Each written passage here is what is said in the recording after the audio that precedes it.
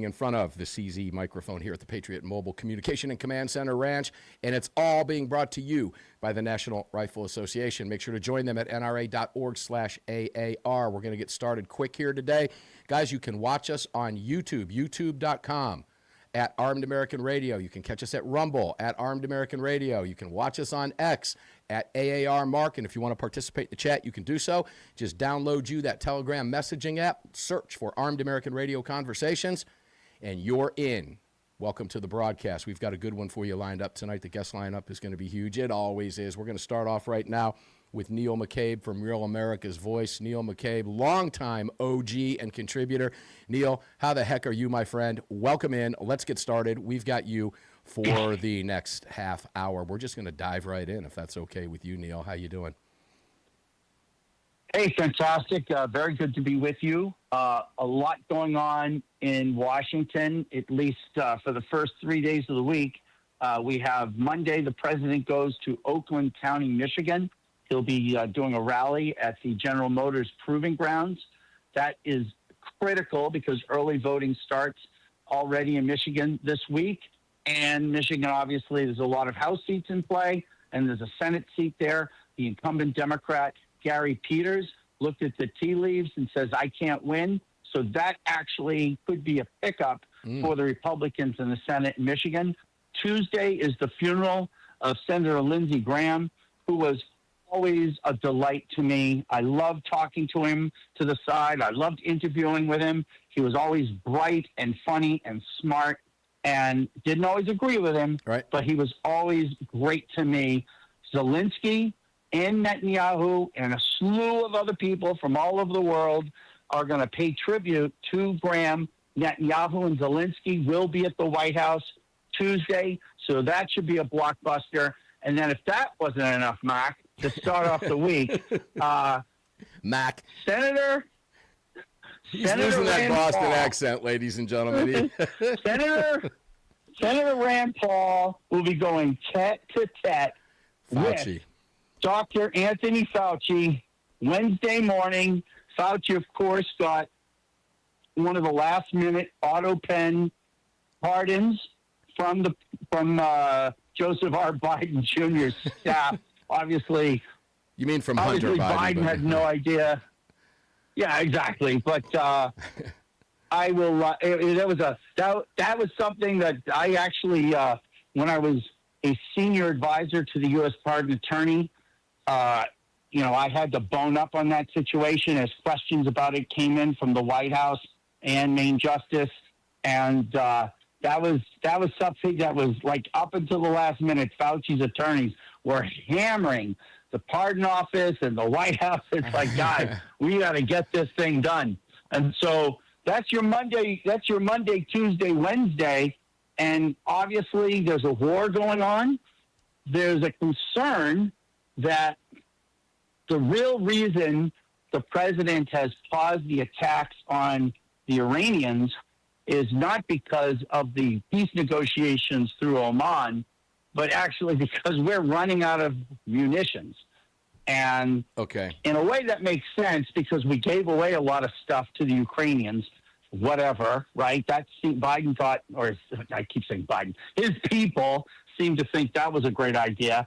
And, it'll take 4 years to replenish our inventory of Tomahawks to where it was in, say, January, right? So let's say pre-Operation Epic Fury. And some of these others, it's going to take 3 to 6 years because we just don't have the production capacity because our defense contractors, instead of building up production capacity, they were buying back stock and giving themselves options, and everybody was having a good time because everyone knows there's not going to be another war, Mark. Yeah, well, they were also they're also reverse engineering UFOs. Don't forget that one too, Neil. Okay. Now, but I got to ask Which you is this important. It is. I got to ask you. I got to ask you this question. Do we really believe that the most powerful nation on earth is running out of munitions? Do we really buy this? I don't buy it. I'm sorry, I don't buy it. Maybe it'll take 3 or 4 years to replenish some of that stock. But if we thought, or our mortal enemies, the Russians and the Chinese, went, hey, their weapons broke, now would be a great time. I don't see it, man. I'm sorry. I don't buy it. I think the reason I don't buy a lot of it is because the media's all over it. The Democrats are all over it. That tells me it's a bunch of bull. The answer to your question is that when we war game and war plan, right, we assume that the Marines are going to take those islands. And instead of taking the islands and securing the ports and the coastal and island garrisons, right, with our U.S. Marine Corps, right? Instead, we did not put boots on the ground because we figure every time an American serviceman steps foot on a beach, it's Vietnam. And everyone knows we're afraid to put boots on the ground, right? And everyone knows that you can run out the clock. And so this thing started in February. We were told it was going to be over in 2 months. And instead, now we're coming up on August. Yeah. Oh, yeah. That's a serious concern. And politically, it will be a problem if it continues past Labor Day, because that's when people lock in for the midterms. And I will also tell you that I actually studied this in Vietnam. Was studying this afternoon. Mm-hmm. Support for the Vietnam War was the majority of Americans said, Gallup polling, Vietnam is a good idea, yes or no? The majority of Americans said yes until like August of '68, when President Johnson started negotiating to get out. And then the American people are like, well, if Johnson thinks this is a bad idea, why are we still there? Now, it went up, and throughout his presidency, then it began heating up in '68. It got even worse. But Nixon, I'll say Nixon had majority approval, like the majority of Americans approved of Nixon's handling of Vietnam, whereas with Johnson, it was down to, at one point, it was 27%. So the people said Nixon was trying to fix it. Nixon was trying to win it. Nixon was trying to achieve our geopolitical goals. Obviously, he got hamstrung by the Watergate hoax, which was basically a coup.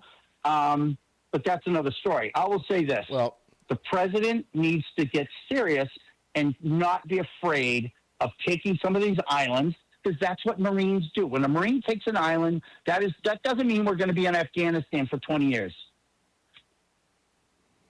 Neil, go ahead, I'm sorry. No, I'm not. Listen, when Justin Moon comes on tonight, I'm going to be asking him a lot about this, because as of right now, he's been proven right.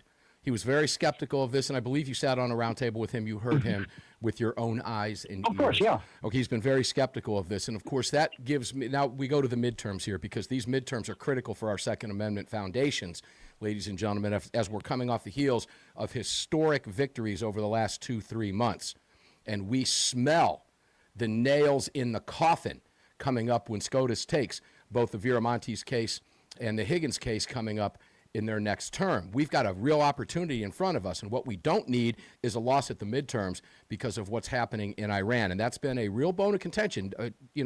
Justin has been all over that. He's been right about that so far, and that's a big concern of yours as well. When we come back from this break, Neil, I know Derek's going to tell me we're getting ready to take a break here in just exactly 1 minute. See, that's the radio host in me. I was sensing that, and here it comes. But when we come back, I want to go back to the midterms, and I want to focus specifically on the state of Georgia, and I want to compare it to Arizona. Arizona, oh, man. Arizona's just a hair away from being blue, literally blue, politically. The question I have for you now is Georgia, because now the ads are beginning to pop. Jon Ossoff is rising in the polls here, which I never thought would happen, and 30. It is happening. It is real. Keisha Lance Bottoms is winning across every major poll in the state of Georgia for the governor's race. Oh, sorry, hold on. She's got it going on. I'm telling you, her ads are very polished. She's very polished. There's a fight going on in Georgia. Ladies and gentlemen, these are states that we cannot afford to lose. And Neil, I want to get into the weeds with you 30 on the midterms, okay, when we come back. Is that fair with you? You good with that? You ready to go midterms a little bit? Yeah, huge. I was in Georgia with the president last week. Okay, well, I did not know that, so we'll talk a little bit about that as well. Ladies and gentlemen, when we come back from the break, we'll be talking with Neil McCabe about the midterms, the importance of the midterms, and then we'll switch gears to a couple specific Second Amendment issues that I want to talk with him about on the heels of this historic last month that we've had. We'll be back right after the break with the great Neil McCabe from Real America's Voice. Don't go away.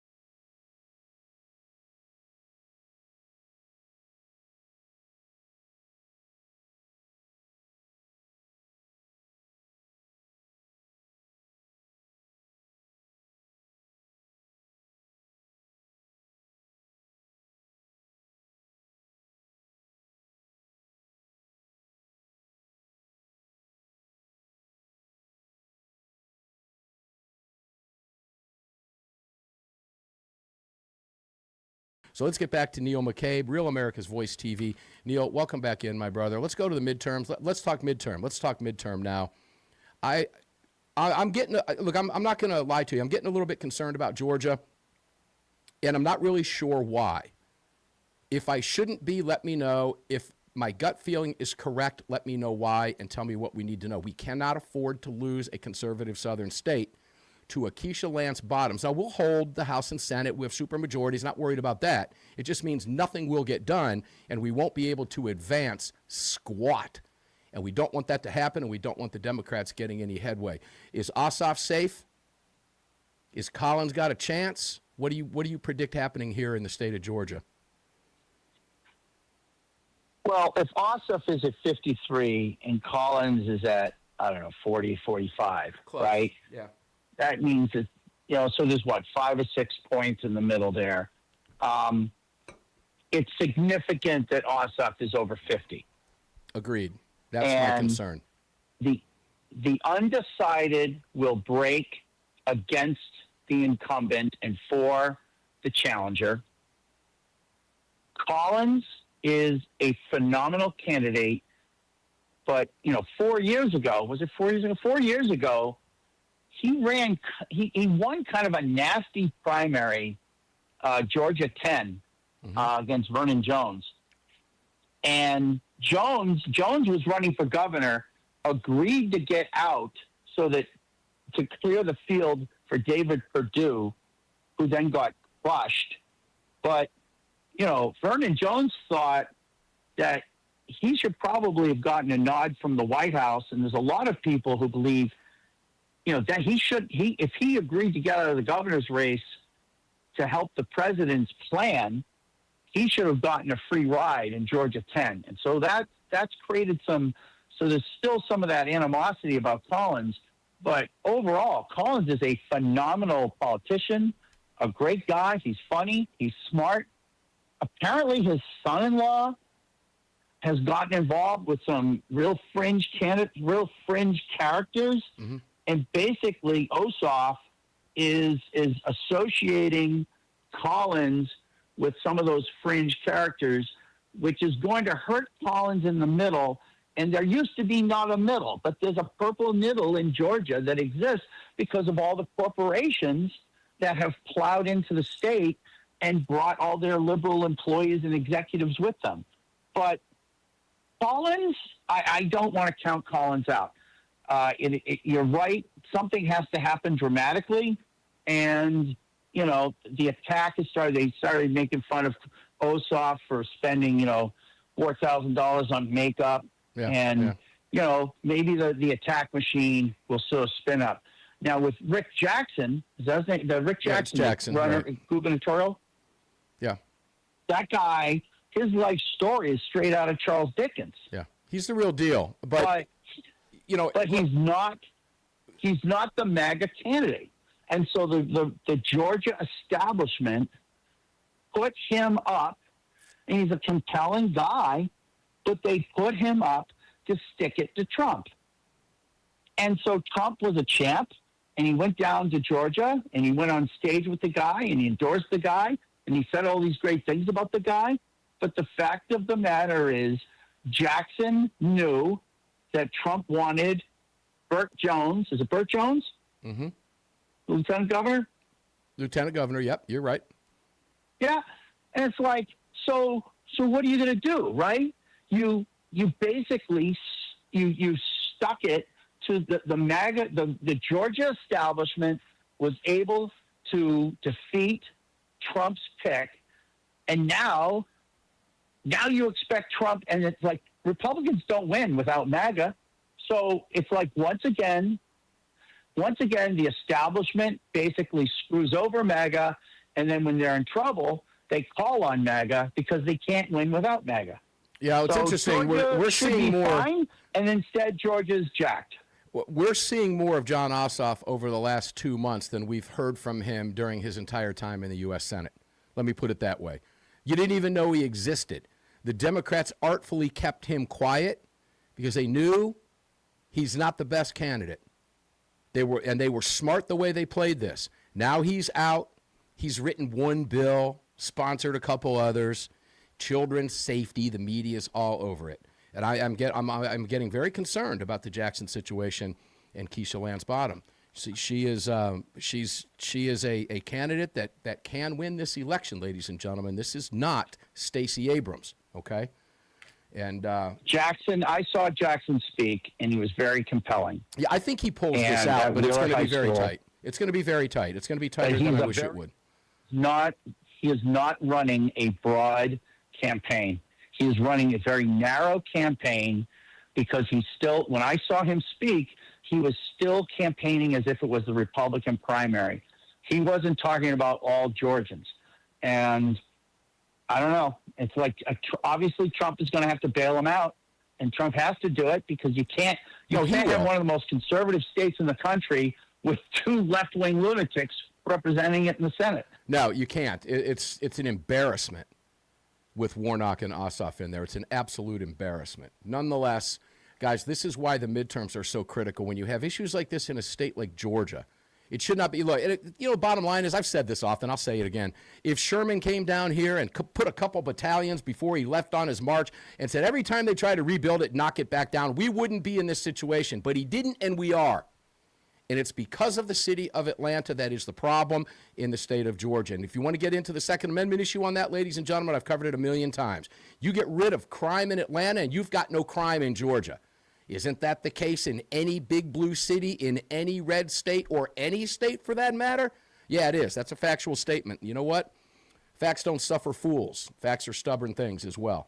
But that's where we're at. Neil, I want your prediction on midterms right now, if you can give it to us. We're going to do this with you, but every time you're on, I want to ask you because things will change. There's we're coming up on the midterms, 4 minutes away. We've only got about 30 seconds. Go for it. Okay, the Republicans pick up 3 to 4 seats in the Senate. They hold serve and pick up maybe 10 to 12 House seats. So we hold the House and the Senate in your estimation. And we pick up, because this is a validation. It is a validation of the trend, and MAGA will turn out in 2030 because the job is not done. I hope you're right, Neil McCabe. I hope you're right from your lips to God's ears. Neil, thank you for being here. We appreciate it. OG Neil McCabe. And when I say OG, Neil was one of the original members on the round table. He's been on this broadcast now for every bit of our 17 to 18 years. Guys, we're coming back in the next half. Yeah, guys, welcome back to the program. Mark Walters filling your prescription for freedom today and every day. Of course, on the Sunday Monstercast program here on hundreds of radio stations, we are sitting in the Car Firearms Group studios. This is the CZ microphone here at the Patriot Mobile Ranch. Every minute of it is brought to you by the National Rifle Association. Guys, that's a Blackout Coffee rejoin coming back. If you're listening on your stations, you hear that rejoiner. blackoutcoffee.com/AAR. This is what I normally ask Greg. How many cups of Blackout Coffee did I have to start my day today? I can tell you right now, I didn't have any this morning to start my day, but I am drinking an iced Blackout Coffee right here, right now. You can see it on camera. There she is, blackoutcoffee.com. It's the 1776 roast, and of all of the roasts I've gotten here over the last several months, we're on the roast of the month. We get a couple bags of each of those probably every 3 to 4 weeks. This is my favorite so far good, strong coffee. And I don't mean highly caffeinated. They have that too. I have a bag of that too. And whenever we're in that mood, we just add a little scoop of that to this. And this right now, this is my favorite right now. They're all great, but this one is the one I think I'm going to order some more of this. I probably will order some separate just to keep it stocked up so I don't run out. It's blackoutcoffee.com/AAR. And speaking of Blackout Coffee, Jared Yanis from Guns and Gadgets and Blackout Coffee fame will be here at the top of the next hour as well. So we've got a dynamite hour coming up for you with him and AWR. It's a 1-2 punch. Joining me right now, Florida U.S. House of Representatives candidate Michael Carbonara, District 22. Let me give you a quick background on Michael, and then we'll talk with him about what has to happen in Florida and the rest of the country. But Michael's a dedicated businessman. He's a family man, a conservative leader running to represent Florida's 22nd congressional district. And that's from about Riviera Beach to just south or just north of, I got to get this one right. Let me see if I can find that real quick. But the 22nd district, let me pull that up real fast for you there. Just a little bit north of Boca down there. So southeast, but not quite southeast, if that makes any sense. All right? But think Debbie Wasserman Schultz, okay? He's a successful entrepreneur with extensive experience in finance and technology. He understands what it takes to create jobs, build a thriving economy. His background has him well equipped with the skills needed to tackle the nation's toughest economic challenges. He's running for Congress because he believes, like I believe, that all of us deserve better than failed policies from Democrat career politicians like Debbie Wasserman Schultz. He's committed to fighting inflation, securing borders, protecting parental rights, and restoring America's standing in the world. He's a huge supporter of our Second Amendment. Michael, welcome in, my brother. It's great to have you here. Thanks for joining the program today. How are you? Hi, great. Thanks for having me on tonight, Mark, and I really appreciate the intro and the kind words. Did I miss anything? Now's the time. Speak up. Let me know if I missed anything, okay? I think you hit the nail on the head there. Yeah, but I would like to go back to the 22nd district. They redrew the maps, and DeSantis proposed these maps. They redrew them early May. So now the 22nd district is actually the largest agricultural district east of the Mississippi. Wow. And it includes Palm Beach County, Broward County, Hendry County, and Collier County. So we got the Everglades, we have the West Coast or the East Coast. So very big district and a lot of nature. Everglades, it's quite a diverse place right now. Yeah, you've got the Burmese python problem now. And ladies and gentlemen, if you're not real familiar with Florida, I'm from Florida, know the area very well. But when you talk about Collier, I did not realize that district now extended all the way west into, that's the Naples area, ladies and gentlemen. Think Alligator Alley all the way across. So you've got it all. That's a big area. I did not realize that. Let's talk a little bit about what has to happen, Michael, in the midterms, and in particular Florida. I mean, you guys, as far as a conservative state is concerned, good heavens, man, you've got it going on. DeSantis has done a fantastic job. Utmeyer's protecting our Second Amendment rights down there. This does not seem to be the place now where Republicans would run into any difficulty in the state of Florida. Now, years ago, where you were was pretty blue, but that's all changing. Tell us about Florida. Give us the demographics and tell us why you should be winning this like crazy. Well, absolutely. I mean, they changed the map. So we were pretty much in Broward County, and that was a heavy blue district for over 20 years. And so this is the first time in over 2 decades that Broward County and Palm Beach County are turning red. And this also includes parts of Hendry and a lot of places that were never really represented like the way they wanted to. So this is an exciting time. There will be a fight. Nobody's going to let this go easy. And the Democrats, they're going to do everything they can, play every dirty trick they can, because they're not going to give up without a fight. I mean, these midterms couldn't have been more critical right now, because we all know the moment that if we don't get the votes, if Republicans don't keep the House, impeachment is going to be right around the corner. And we need to make sure that we really protect what's going on and follow through so Trump can finish his policies and we can keep a conservative mission statement and restore our freedoms that really been eroding on these Democrat policies for decades. Yeah, it really is. Let's go back to your comments about how the Democrats are going to fight in Florida, because they are going to fight in Florida. They're going to fight hard, particularly in your area, because they've always felt that they've owned that area in Southeast Florida for decades. And let's be honest, for decades, they did own those pockets of that area. You could look at the rest of the state. Everybody knows north of the I-4 corridor and out into the Panhandle is bright red, except for, Duval County, maybe a little bit of Orange County, Tampa itself Hillsborough, I could go back into the voting demographics when I was in Tampa. It was always very red. I left Florida in '05 and came to Georgia, and then all of a sudden that area flipped blue. We've seen a shift over in Pinellas County. There's a lot of changes going on down there, but it's all been for the better for us. How nasty do you expect them to get? I expect them to get very nasty down there in your neck of the woods. Absolutely. For them, this is life or death. You know, this all started flipping because of DeSantis. One of the very first things he did when he won his first term was fix the election system in Florida. Now we have one of the most efficient, fastest, 10 minutes after closing, we know exactly who wins. And we set a precedent, and Florida became the free state of Florida. And so there's losing a lot of ground here. The Democrats are going to lose potentially 4 seats in Florida. And I just want to say, as great as Florida is, and I love Florida, and we want to make sure this stays conservative, one thing in Florida we do have to fix is these red flag laws here in Florida. Oh, thank you. I don't know if you know too much what's going on recently, but, I mean, obviously I'm running at a federal level, but the state of Florida needs to do something about these red flag laws. If you know something about James O'Keefe, you know, he was a journalist down here. Because of red flag laws, they took his guns back in April just for being a journalist. So that's something we do need to work at the state level. But I want to fight at the federal level to make sure that our Second Amendment is protected in Florida and throughout the rest of the country. Well, right now, I think this is a safe bet to say, and correct me if you disagree with me. I'm glad you brought that up. We've always had a concern with the red flag laws in Florida. You have some sheriffs down there. I know several of them. Kurt Hoffman in Sarasota County was just on the program last week, and he is, when he speaks, you know where he stands on Second Amendment. His political opponents know where he stands. His deputies know where he stands. His constituents know exactly where he stands. You have other sheriffs who I won't mention by name because I'll at this point, that are actively using red flag laws to the tune of 2,000 to 4,000 in that range annually to confiscate guns. Now, I know what the murder numbers and the shooting numbers look like down there in the state of Florida, and you can't convince me under any circumstances, Michael, that by taking guns from 2,000 to 4,000 people, and I'm talking in one county, and I'll name the county, Polk. You guys do the math. You can look it up. I just cannot wrap my head around that. How do you support the Second Amendment vocally and then support turning American jurisprudence and our constitutional rights and due process on its head like that? You cannot convince me that that stopped 4,000 additional murders that have never occurred in Florida, red flag law or not. Not to mention you have the Baker Act and the Marksman Act. Oh, good heavens, get me started, please. That's right. Right, and we're in a really kind of a tough situation because of what we've had happen through the Biden administration and the Democrats having this whole initiative to defund the police.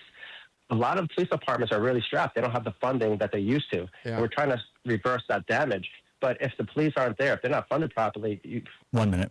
have armed citizenry to protect themselves. Because out in California, places like that, we're seeing the consequences when people can't defend themselves. Yeah, Michael, we're getting ready to take a break, so when we come back, I do want to go back into a little bit of that. I do have one more question as a follow-up on that, because Florida has made some tremendous strides that the rest of the nation needs to be paying very careful attention to, and I'll leave you with this. When I left Florida in 2005, it was the gunshine state. I came to Georgia, and in a very short period of time, Georgia surpassed Florida to the point I said on these airwaves and this microphone, Florida likely would not catch it in my lifetime. I was proven wrong. Florida is now a constitutional carry state. 15. Just won the 18 to 20-year-old deal down there in the 4th District. Still has a fight on its hands, but we come back. Yeah, guys, we wish you would join the National Rifle Association. Please do that. It's real simple. We make it easy for you. It's nra.org/AAR. And to those of you who are still thinking, you know, the old Wayne LaPierre days, no. Start looking forward, ladies and gentlemen. This is a completely new organization.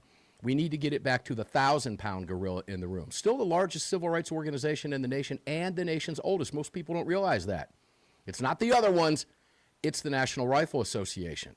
Join us, won't you please? It's $35 for 1 year. $35 for 1 year. You can join for 3, 5. You can also join for life if you want. You got discounts. You can find it all at nra.org/AAR, nra.org/AAR. Now joining forces with other pro-gun rights organizations out there and winning in the nation's courtrooms huge cases and doing God's work in the state of Virginia, where, by the way, we'll talk about this with Jared Yanis coming up and AWR. Yeah, those evil assault weapons are back on the shelves in Virginia. Democrat gun control, fail, and they're all about ready to get smacked in the next Supreme Court term. So we'll be talking about that coming up. Also, guys, real quick, The water purifier, the CP16, is still available at the $250 off through the 31st of this month. That's coming down quickly, okay? You've got about 5 days left. Take advantage of it. I cannot guarantee it's going to be here on August 1. I can guarantee Michael Carbonara, running in Florida, House District 22 down there. Michael, welcome back to the program, my friend. It's a pleasure to have you here. Thank you for being here. Thank you, Mark. Appreciate your time tonight. Okay, let's because I have so much to talk with you about, and time is going to get away from us. It always does. Florida is locking down its Second Amendment rights, I think, is a safe place. The question I have for you is, are you concerned about complacency when we're winning? Because that's always a huge issue. And I hate when people get complacent. My thought on this is, guys, when you're winning, you keep your foot down on that accelerator, man, and you go right through that barrier. Now is not the time to stop. Educate listeners of why this is so important and why people like you need to be elected. Well, that's absolutely right. I mean, our founding father said, freedom only lasts because of eternal vigilance, and we can't ever stop. And I think that's partly what we have when we have career politicians. They get complacent. Yeah. And so I agree. Yeah, we need new blood. I mean, I'm 43 years old. I think people are tired of people in their 70s or 80s, the Nancy Pelosi's of the world, in Congress their entire life. And, people need to start having some energy and really fighting back. And like you said, keep the gas down, because everything, the pushback's going to be also constant. Every time there's a situation, every time there's a disaster, the Democrats use one disaster to take everybody's rights away. Mm-hmm. That's been the game plan for decades. And we have to have eternal vigilance, fighting back and being proactive, not reactive. Well, a good friend of mine is a regular on the program here, Parkland father Ryan Petty, lost his beautiful daughter Elena at Parkland on that fateful day. And he is out there. He is now the chairman of the board of the Florida Department of Education.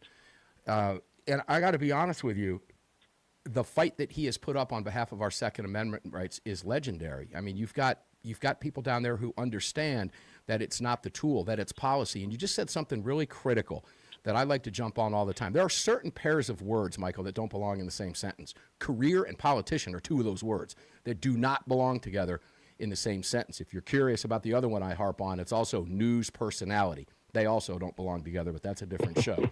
So, but if I just heard you, you agree with that statement. I do completely. We've come so far from our culture and traditions, and it's because we weren't vigilant about our freedoms. And if you think about, when I was younger, in the fall, all the high school kids brought their guns to school because right after class, they'd go hunting. They have the guns in the gun rack in the car, and everybody just, there was never an issue. You go back to the 50s and 60s, they actually had shooting practice lessons in high school. So we've come so far. It's a cultural issue. It's a gun safety issue. But a bigger issue is we actually have a mental health issue for a lot of different reasons in this country, and that's being used as a scapegoat to attack our rights. Yeah, well, I pin a lot of that, Michael, on social media. I believe social media, while these phones and this technology is fantastic, it's also doing irreparable harm to this country in destroying the psyche of the nation. When you can go out on a platform like Twitter or and pick one. Anyway, I'm not picking on any individual, but any of them. You have that. People's true feelings come out, and the hatred that's out there. We saw that with Charlie Kirk, et cetera. People calling for Donald Trump. Here's another clown out there running right now that said that Trump needed to be killed. Finally, the Secret Service arrested that idiot.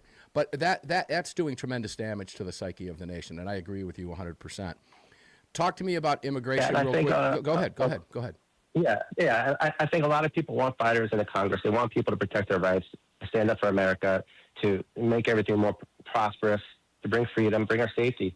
But I just really want to point out that it's not just our elected officials, because they're our employees. We need to, as a country, as a nation, every family needs to take stock into passing these values on to their children. And that's half of it. It's not just people that are in Congress, because if our culture doesn't change, you can't expect us to listen to our elected officials to lead us in the direction if we're not following along. Now, it's frightening, right? Well, first of all, let me say this. Is Anna Paulina campaigning with you? Because you need her campaigning with you. I'd love to see you two in office. She's a good friend of mine, and I would love to see you two working close together in my home state of Florida. I haven't met her yet, but I'd be happy to meet her. Okay, we'll see if we can fix that for you, brother. Because that's a 1-2 power punch, man. You two would just would do wonders for the state of Florida and the nation, because these elections have national implication. It's not just your district. While that's important, it's also important for the nation as well, because it sets the tone and the pace of where the country is going. But yeah, there's a lot happening out there, and you guys, I wish you the best of luck. I'm going to ask you this right now. You will definitely come on this program on more than one more occasion between now and the election, will you not? I hope. I'd be happy to. I mean, our primary is in about 23 days, and then obviously the general November 3rd.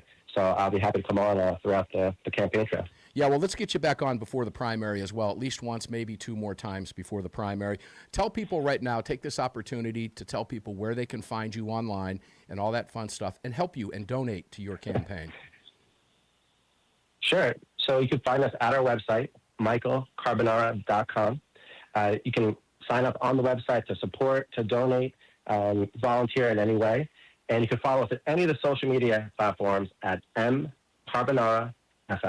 Yeah, and guys, that's C-A-R-B-O-N, Carbon, and A-R-A, okay? Carbonara, A-R-A. So you got that figured out. Make sure to visit there and support Michael for everything that he's doing. He's a fan of the show. That means we're a fan of his, and we wish you the best of luck down there in the state of Florida. And I appreciate you jumping on the program with us today, Michael. It means a lot to us. So thank you, and we'll bring you back on. We'll reach out to your people, as we did just over the last few days, and we'll get you back on the program as soon as possible. Michael Carbonara, everybody, thank you very much for being here.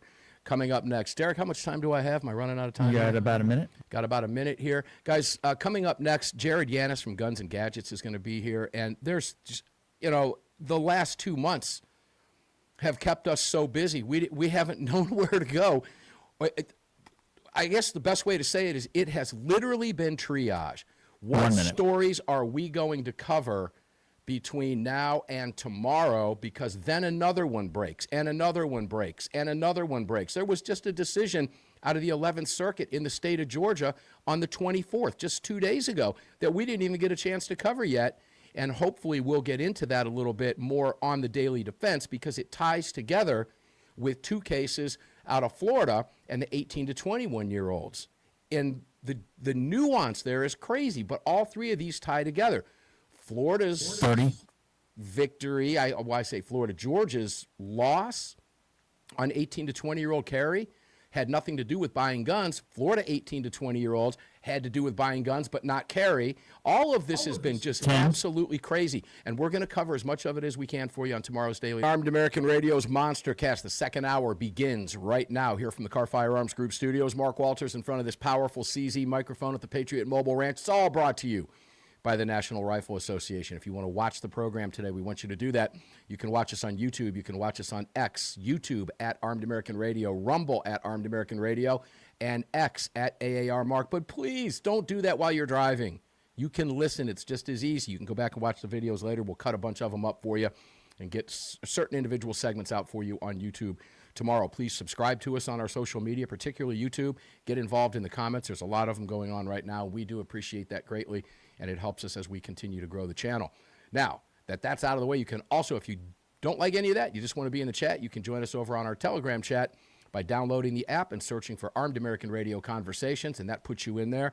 Take advantage of it. We got a great group of people over there that have been there for a long time. Neil McCabe refers to them as the knuckleheads in the chat. Become an AAR knucklehead in the chat. Let's get over to Jared Yanis from Guns and Gadgets over on YouTube. Jared, you're looking good, brother. You're looking good, man. Now, Greg normally asks me how many cups of blackout coffee I had to start my day, and I have the very same T-shirt that you have, although I'm not wearing that one today.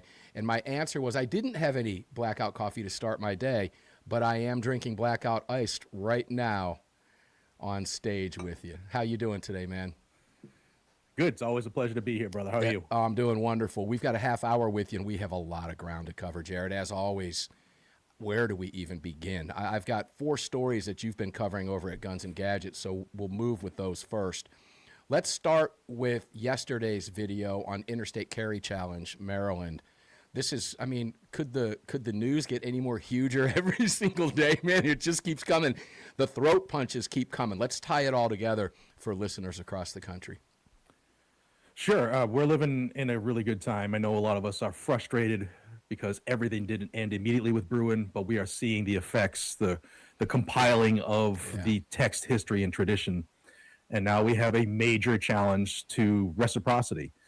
We got Maryland, who doesn't recognize anybody else's permit from a different state. Many other states are the same, Massachusetts and others. But we're challenging it now. Second Amendment Foundation, NRA, and several other groups put their amicus brief in, and it's beautiful. Yeah. There's no text, history, or tradition that Maryland can rely on to save this, and I see it probably Maryland, that circuit might be a loss, but the Supreme Court will probably mop that up. Yeah, and remind listeners, that's the Fourth Circuit, ladies and gentlemen. The Fourth Circuit, of course, originally when SCOTUS didn't take the Snopes case, the Brown case, leaving Maryland's ban in place. We already saw what happened in the Third Circuit. We saw what happened in the Seventh Circuit. We've got splits now. Okay, we just saw. Let's kind of segue, Jared, into the First Circuit. Let's kind of go there briefly now that we're talking about that, because the First Circuit doubled down, and you've got a video on that one as well. The First Circuit doubled down. Why do you suppose that happened? And refresh for listeners and viewers exactly what they did on the heels of what the Third Circuit did, and why that matters now when SCOTUS has already agreed to hear two cases, being Viramontes and Higgins. Why? What's your theory on that and thought process?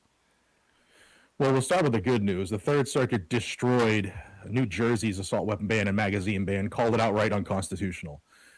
That solidified a circuit split for the Supreme Court. Like you said, they've already taken up two cases. They will hear it next semester.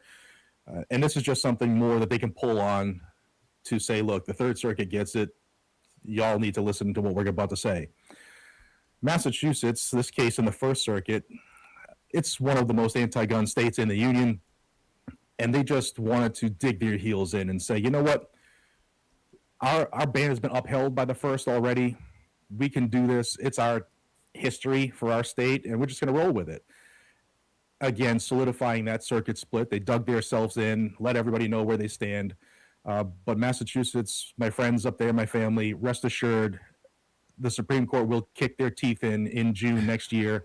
And it's going to be a glorious day in the Commonwealth. It really is going to be a glorious day, not just in the Commonwealth, but across the country. But the sense of glory is going to be so much better in states like Jersey, in states like Massachusetts, in states like Connecticut, Illinois, particularly California, Washington, Illinois, Maryland, et cetera, when they do get smacked down.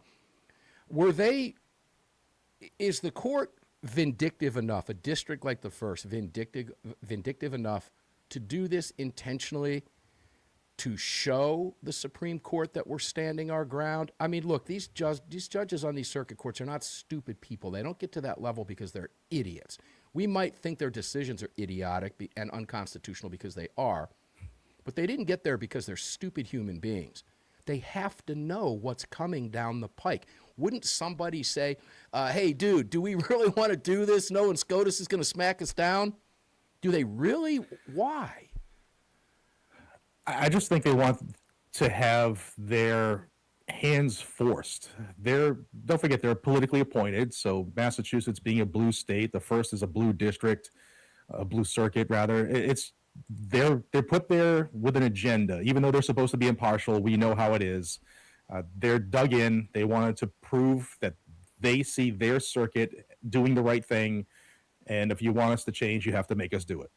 Yeah, it's hard to argue that. I didn't mean to try to ask you to get into people's heads. That's impossible to do. But when you have precedent, you can read these decisions. You can kind of draw some conclusions here. That is my estimation. They know it's coming. And this was just them thumbing their nose back at Bruin and Supreme Court again, kind of like what the judge in Hawaii is doing, saying he's going to thumb his nose and they need to ignore Supreme Court because I guess this guy's still living under the spirit of aloha or whatever. Spirit of aloha. Spirit of aloha, whatever you want to call it. Back to the Maryland carry for just a second. If this works the way we want it to work, is national reciprocity in Congress a dead issue? We don't need it, right? Ideally, I don't think we should have Congress interpreting our right. It's already there. It's in the Constitution. They don't have the power to do this. The government, the Constitution is a list of restrictions on government, not we the people. I don't think that we get a Congress to pass it anyway. You're going to need 60 votes in the Senate. Mm-hmm. It's not going to happen as currently constituted. I've had a few viewers reach out and say, but Donald Trump said the national reciprocity has been the proverbial carrot on a stick for the Republicans for a very long time. Since Trump's first term, there's been nothing done to push it through.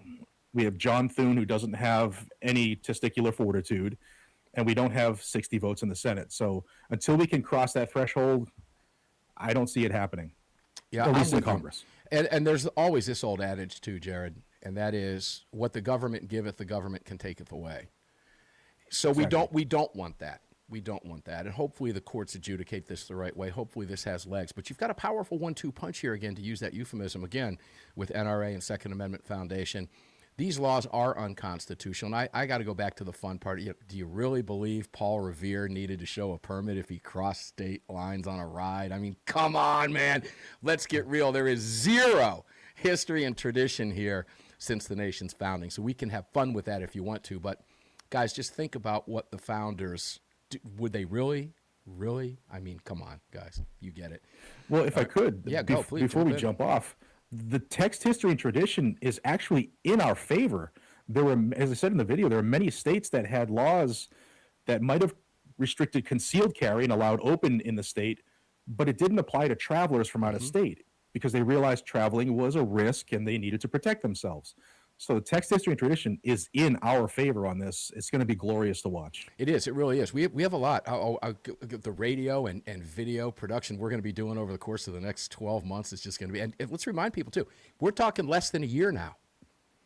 In less than a year. And I hate to tell you this, ladies and gentlemen, it's going to go just like that, okay? That part of your life is going to go by, and it's going to be a blink, and we're going to be on this radio talking about the glory right now. There's no doubt about it. Oh, good heavens, there's so much happening down the pike that it's been very, very difficult to keep up with lately. Jared, I don't know if you're familiar with the Georgia case. We've got a minute before the break. Let me bring this up real quick, because you talk about history and tradition. The 11th Circuit just upheld that Georgia's 18 to 20 ban on concealed carry was constitutional. In Florida, we just had the 4th Circuit in Florida, the 4th District in Florida, rule that there's some confusion here, that 18 to 20-year-olds, that had nothing to do with carry. That had to do with purchase through an FFL. So there's some nuance there, and a lot of people are asking questions about that. I'm going to take a deep dive into that for you, ladies and gentlemen, coming up on Armed American Radio's Daily Defense over the course of the next few days, and I'm going to make comparisons between 3 different cases and how it all ties together. Because the 11th Circuit, in fact, in light of Wolford and Hamani, just sent it back to the district court in Georgia to rehear, knowing it's going to go back to him. A lot of nuance going on. When we come back with Jared Yanis, a lot more to cover with the show. Why? Well, as an American citizen, you can travel throughout your country, including the territories, and your rights go with you.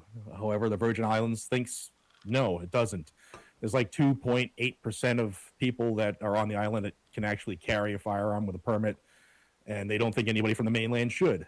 So there was a couple lawsuits that have been challenging that, and most importantly, the last week, Harmeet Dillon, Department of Justice, they decided to step in and say, we just had the 3rd Circuit say that this is unconstitutional. Guess what? It is for you as well. And, we talked on the phone like the other day, like we are in a spot right now, and I don't like leaving things to the courts, and I don't like gun control, and I don't like government much. But we're in a spot that we've never been in the Second Amendment as far as advocacy, where you got a DOJ leadership, Todd Blanche and Harmeet Dillon and Barry Arrington, and you got a couple recent things done by the current leadership of ATF. They're trying to correct some of the wrongs. Now, that doesn't mean I'm a DOJ and ATF fan, and I think they're great. It's just a spot we've never been in before, and it's actually pretty cool. It's almost like Clown World. Like never experienced this before. It's upside down, frankly. And guys, Jared wasn't lying to you. We talk about this stuff on air and off air all the time. People that we want to formulate opinions, and we want to give you the proper information. So we bounce things off of each other all the time. I talk with AWR all the time, Mr. Gottlieb all the time, and many, many others. And the sentiment is the same, Jared. It's everything that you described, and it is coming at us rapid fire. Sometimes it's hard to put these opinions together when you want to give the right information out. Like, for example, the Virgin Islands, are they pulling a spirit of aloha on us? And why does it matter How do we tell listeners or viewers why the Virgin Islands matters? What difference does it make? Most people have never been or won't go, or if they did, they went on vacation. They didn't carry about their gun. That's probably part of the reason they went on vacation. They felt they were somewhere safe.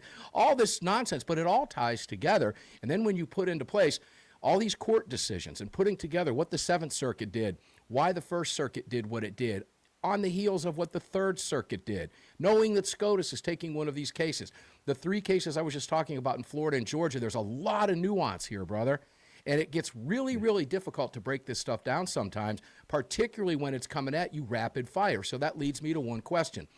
When I was at NRA and spoke to Todd Blanche, as you know, during the interview that we had from the NRA floor in Houston, he said, our goal, even if we lose the midterms, we don't want to lose the midterms, but even if we do, now the midterms are creeping up on us, is even if we lose them, we're going to shore up our Second Amendment rights for future generations. Is that what you see happening here in ways that we've never seen before? Is it really becoming, is it true? 30,000-foot view, yes, there are efforts being made. Yes, it's not everything we want, but a win is a win, and we have to be honest with each other. I'd rather have the Department of Justice chipping away on the states than supporting them. I still would love the DOJ to say, hey, by the way, this NFA thing, the GCA thing, that's also unconstitutional. Maybe we get there, maybe we don't. But it's still something that we've never had that ally helping us on these cases. I used to always say, in God we trust, and everybody else we run a background check on. Right. Same deal, all right? Just they might be helping us, doesn't mean we give them blind trust, but it's a good spot to be in. I asked you this the other day on the phone.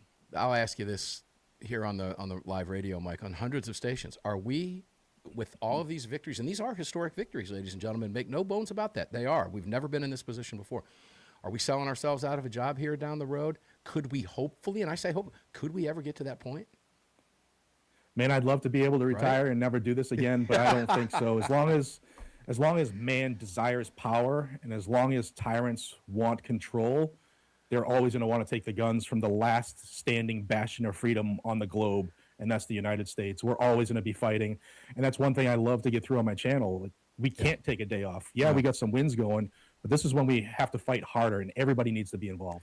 And that there was always a method to my madness, particularly in front of the microphone.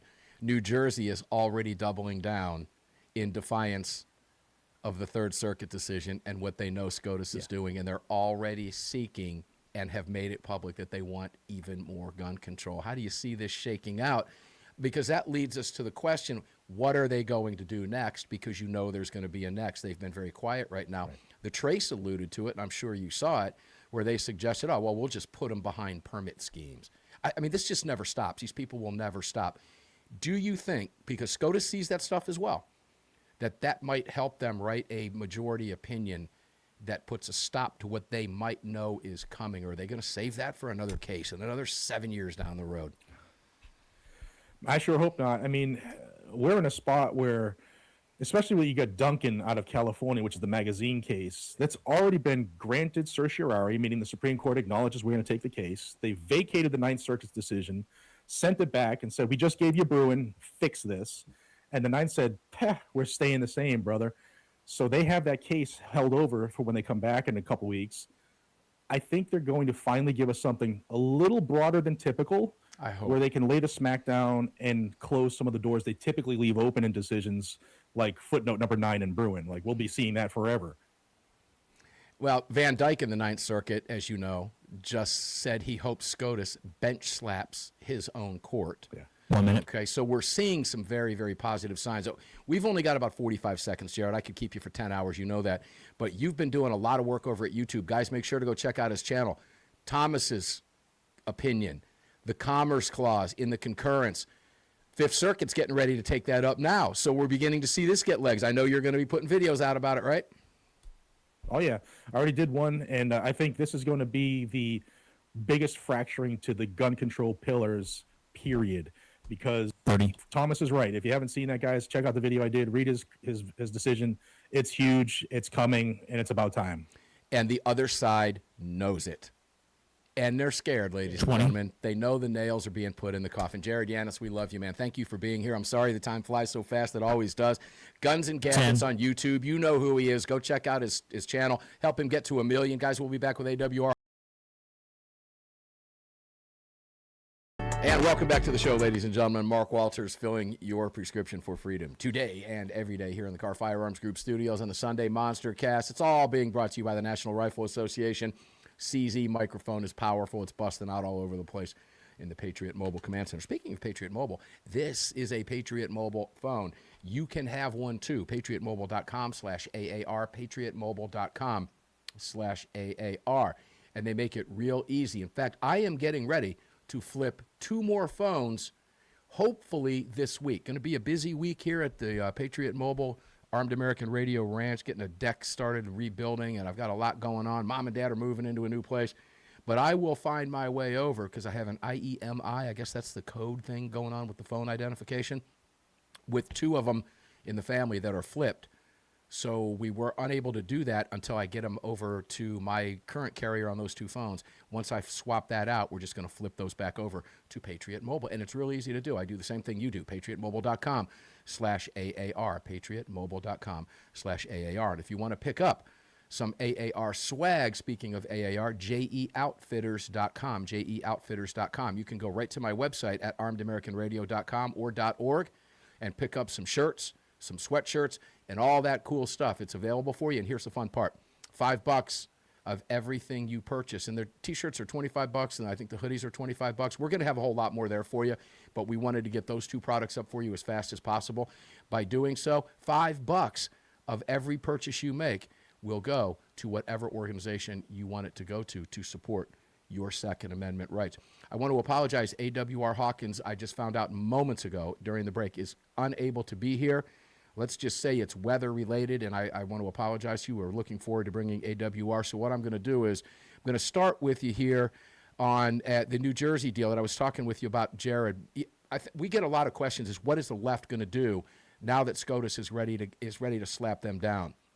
First, let me go back to the Third Circuit decision briefly, because the Third Circuit decision was so strong in a 10-5 en banc hearing that smacked down Jersey's gun ban, also added the hardware of the magazines to it, tied it in, that it's going to be very, very difficult. A lot of people are viewing this as a roadmap, not as an attack on the Supreme Court that they need a roadmap where to go. Believe me, they know where to go. But what this did was strengthen what we know is already coming. So the response becomes, what are the Democrats going to do next? And by the way, Ryan Petty will be joining us a little bit early in just a couple of moments before we go into the roundtable. Fill in for AWR because he's got a lot to talk about.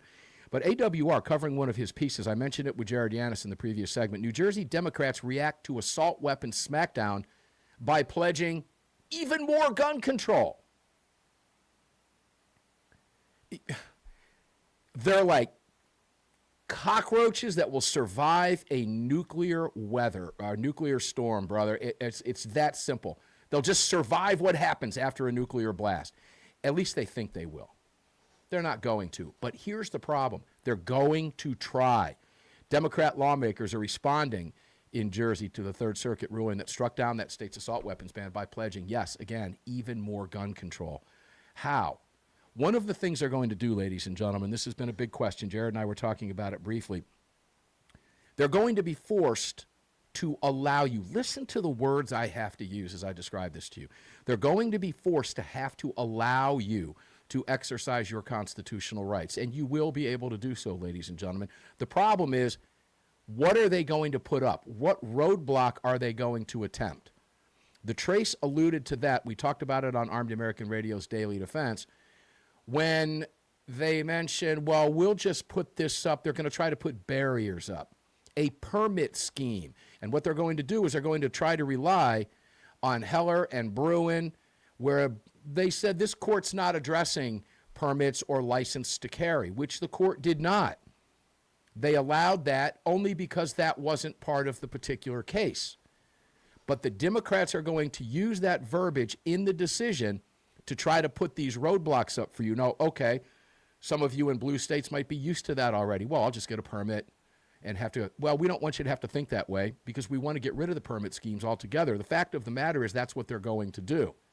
They're going to make you jump through hoops, and they're going to make it extremely costly for you, and they're going to try to get you to think to yourself, I don't want to go through the hassle. Now, that will fail on all counts because I can promise those of you that live behind the blue wall will do what it takes to get your hands on those firearms that you have a constitutional right to own, possess, use, carry, shoot for whatever lawful purpose you choose. The problem is, at what expense? How creative will they get? They've already bared themselves just simply by letting you know that right up front. Look for fees, look for permit structures, states that have FOID cards. So this is going to be the new direction that we're going to have to go legally down the road. And what's mind-boggling, well, it's not mind-boggling. Let me rephrase that. It's not mind-boggling to me that the Democrats they just cannot accept defeat, ladies and gentlemen. It's that simple. This tells you how little they think of you and your Second Amendment rights. Here's an example. New Jersey Assembly Majority Leader Lou Greenwald, of course he's a Democrat, is pledging to pursue a new gun control that would mandate gun owners store their firearms unloaded and locked inside their homes. In other words, if you have one, we're going to get you have to get a permit. That's going to be their new one. Oh, and by the way, it has to be unloaded and locked inside your home, so it's worthless to you. He said it's the next thing I'm looking to do, adding, the major cause of injury in someone's home is through a gun that is stored improperly. Here's what Brian Bergen, he expressed concern, he's a Republican, that there could be a flood of new gun controls from New Jersey Democrats that will absorb lawmakers' time, preventing them from dealing with other issues. We're constantly wasting time, energy, money, focused on things that are settled business, folks. The ruling happened. It's the ruling. They can challenge it, but what I don't want to see them do is throw all kinds of bills against the wall to see what sticks. Now, I'm going to tell you right now, Assemblyman Brian Bergen, the Republican in New Jersey, is not naive. He said that for a reason, because he knows what's getting ready to happen. So let's take a look at some of the other things they can do. Let's think, well, first off, let me go astray here for just a second. Not as a radio host, not the host of Armed American Radio, not as an author that's been writing about this stuff, not as a pundit that talks about it every single day, but just as a human being. What is wrong with these people?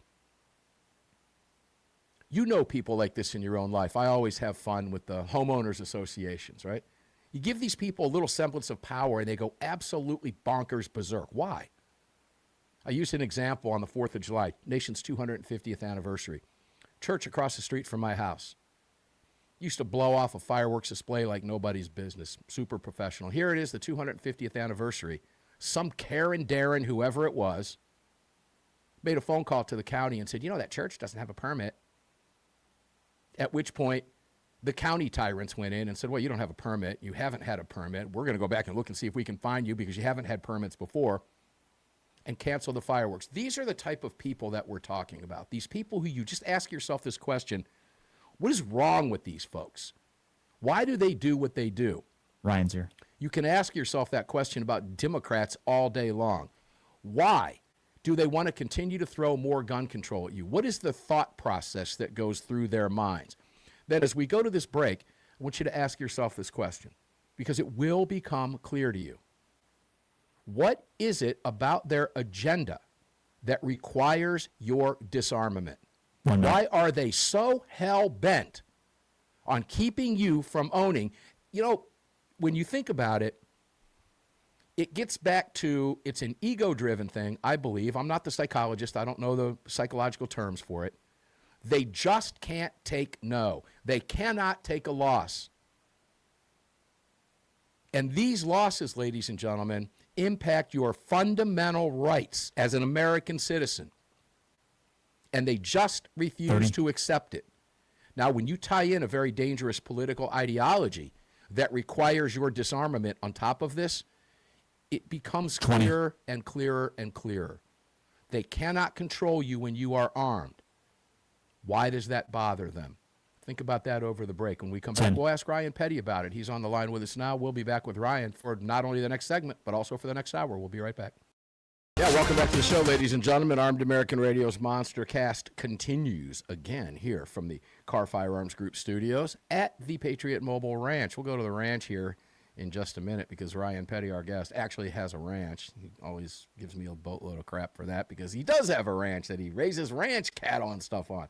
Yeah, but we're here at the Patriot Mobile Ranch. The CZ microphone is lit up for you. It's all brought to you by the National Rifle Association and all of our great partners. Don't forget now, Silent, SLNT.com. If you want to keep your phone secure when you're out and about and traveling, this is what you need. They got the starter pack over there. That's what I bought a number of years ago. I use it for my computers. Now, they've got backpacks and everything else. But I've got them for everybody in the family for their phones. When they're out and about in public places and they don't want their phone being geo-fenced, particularly at conventions, things like that, drop your phone in that thing and you've disappeared. Nobody can get at you, and they work like a champ. Trust me. Spec Ops guys whose lives depended on not being able to be found invented this stuff a number of years ago. They're Faraday bags, and they are absolutely incredible. They're inexpensive. Get some for your security. Keep them for your emergency kits, whatever. If you don't do any traveling, it'll come a day, hopefully not, but you might need it. I have them. You should have them too. It's SLNT.com.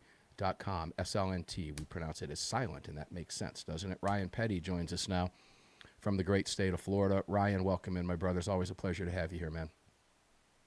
Great to be here with you tonight, Mark. What a great show so far. Well, thanks. I appreciate it. I know you were busy connecting to the network during the last segment, but I got a little bit personal here, and it would have been when I start talking about this stuff, like why these idiots do what they do, talking specifically about New Jersey Democrats insisting on doubling down, even though they've been smacked by the Third Circuit hardcore, and they're about to get smacked by SCOTUS.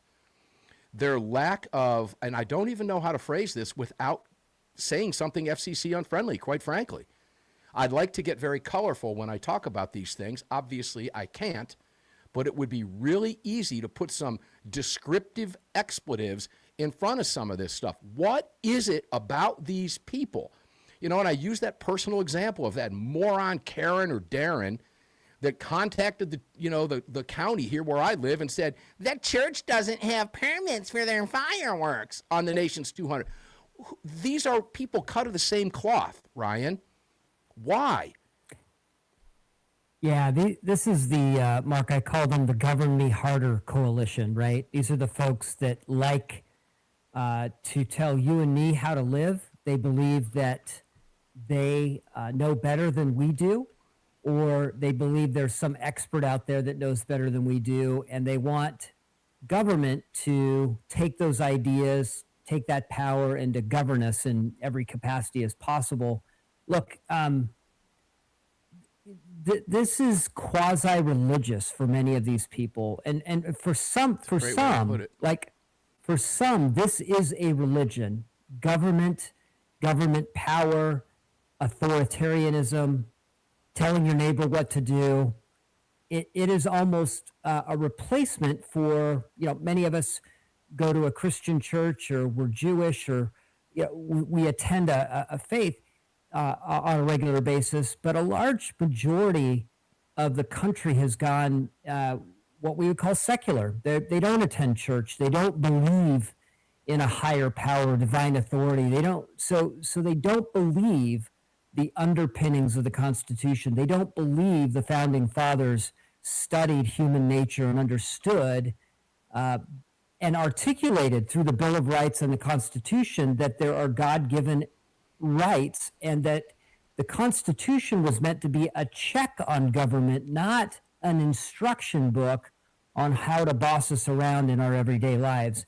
And so because they don't believe that, because they don't understand that, they've replaced, I think human beings are spiritual in nature, Mark, and they need something. And if they don't have God in their lives, they'll replace it with something, and that something is often government. Which is an exercise of control over their fellow citizens. Look, I sued OpenAI for some absolutely ridiculous false statements it made about me, its ChatGPT program, accusing me of stealing millions and millions of dollars, $5 million, in fact, from the Second Amendment Foundation, and holding positions at the management positions and board director positions at SAF that I've never held before. And I sued them for that. I lost the case after 2 years. I disagreed with the opinion, but I respected the process. My point was made. Right. Why can't a Democrat politician say, hey, these are fundamental constitutional rights. The court has found it. Now, we are now 0-5, 0-6 considering the Third Circuit, soon to be 0-7 and 0-8. Why can't they just accept they're wrong? Why? Mark, this is why I think it's quasi-religious, right? This leftism is the replacement ideology, the replacement religion for those that have left the Christian faith or the Jewish tradition that is the underpinning of our nation. And so they look for a replacement somewhere, and because it's quasi-religious, they're not going to leave. Look, they've replaced faith in God with faith in institutions and faith in government. Look no further than what happened 6 years ago during COVID, Mark. Mm-hmm. What did over half of the country want the government to do? They wanted to be told how far to stand apart, what to wear on their face, where they could go and where they couldn't go. And more importantly than that, they wanted government to tell you and me how far we could stand from them. Well, and where we could go. You bring up a great point, because I think everybody, we all lived through that garbage, fake nonsense. Fauci's about ready to get grilled again on this week. I can't wait to watch that.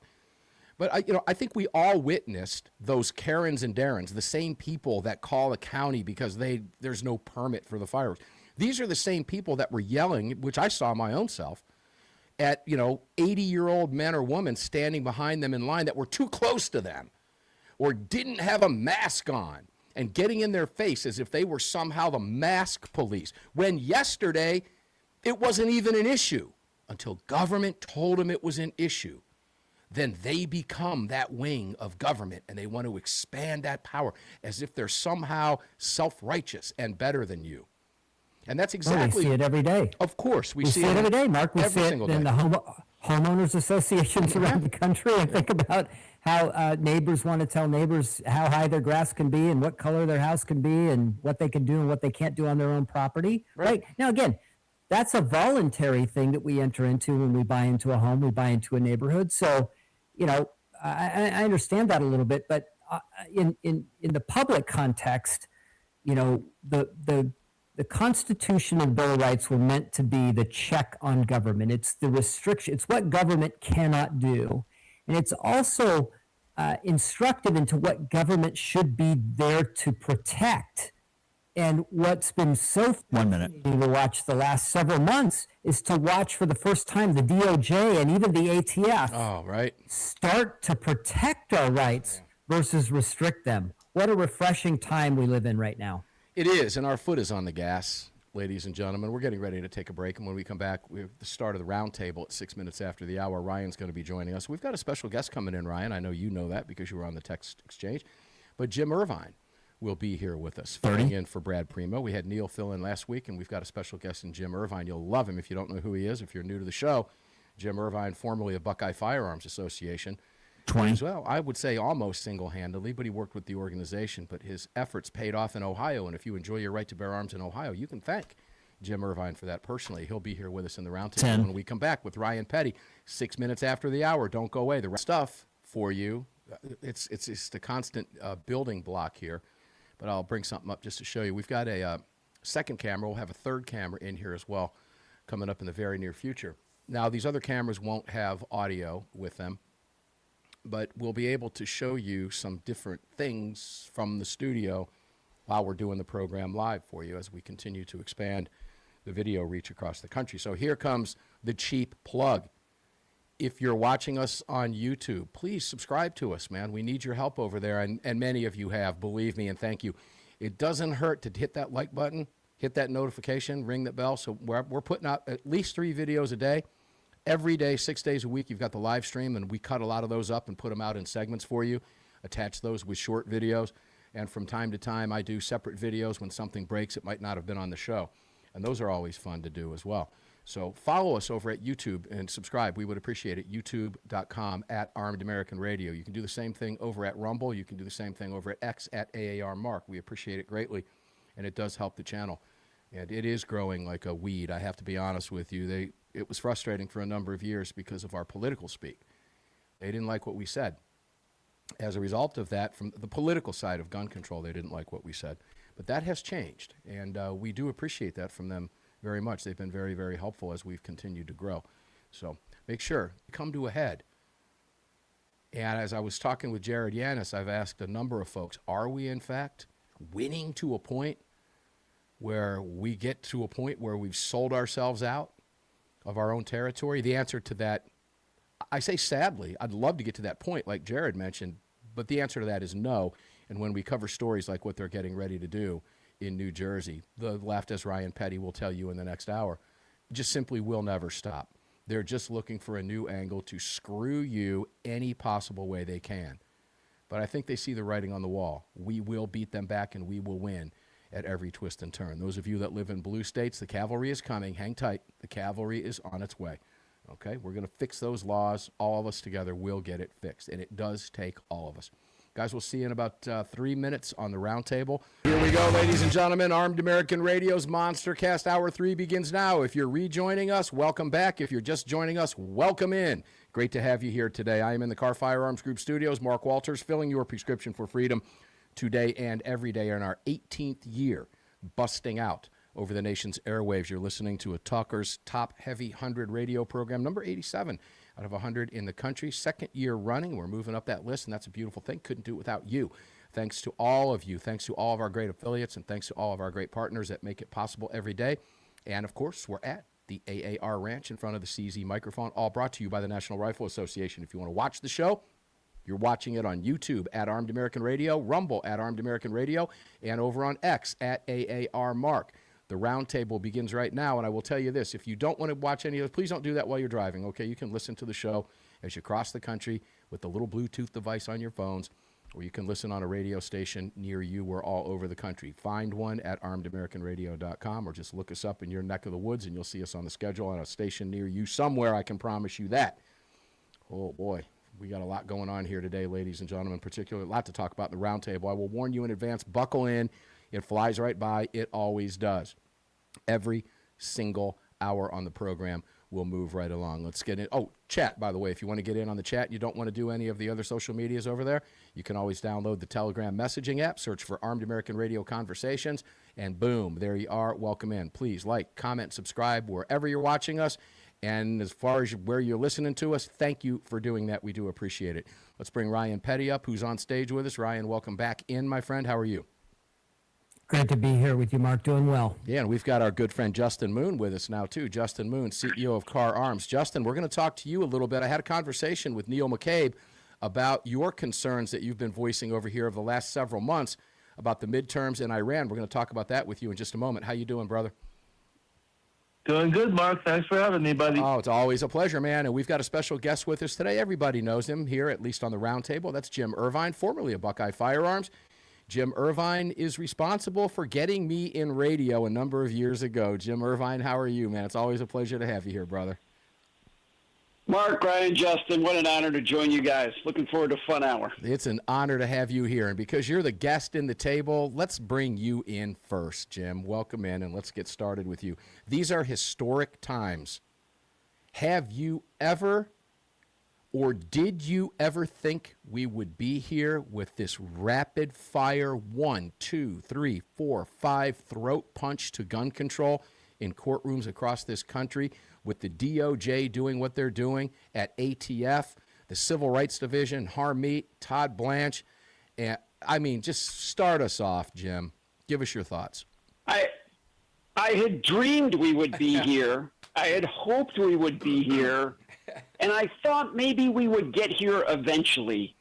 But wow, what we have accomplished, I have never been so proud to be part of the gun community and fighting on this, and a board member with the Second Amendment Foundation. It's just, Alan Gottlieb and SAF laid the foundation for where we're at 30, 40 years ago. 50 years ago. Chuck Schumer is stuck like what you guys talking about last hour. He wants to control everybody's life. And it's just, we're winning, and it is fun to win. It's fun to win a baseball game, a hockey game, a football game, whatever you like doing, a ping pong game. Whatever it is, it's fun to win. Man, there is nothing better than winning in the courts and slapping down their nonsense. Love it. Are you sick of winning yet, Jim? Trump said you're going to win so much you're going to get sick of winning. I know I'm not there yet. I think I've got a lot of winning to go before I would get sick of it. Yeah, hey, Justin, we do have a lot of winning to go ahead of us, Justin. This is the beginning, Justin. I'll ask you the same question. Just since we spoke last week, there's more wins on the table.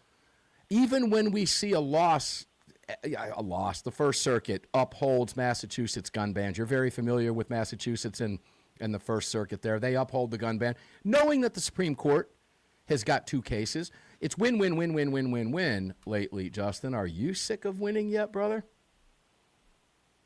Well, I certainly am not sick of winning.